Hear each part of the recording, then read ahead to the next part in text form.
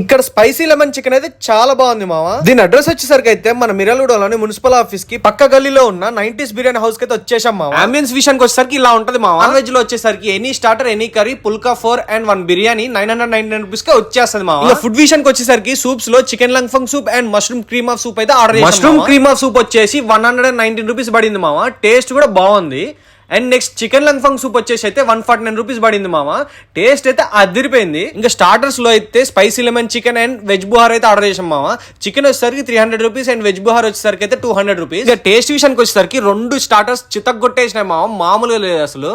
Spicy lemon chicken అయితే అదిరిపోయింది.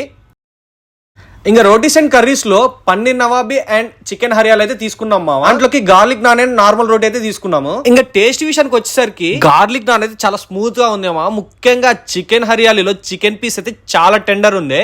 Taste మాత్రం సూపర్ అసలు. ఇంకా ఇప్పుడు మెయిన్ బిర్యానీ విషయానికి వచ్చేసరికి special veg biryani and gongura chicken biryani అయితే ఆర్డర్ చేసాం మామ.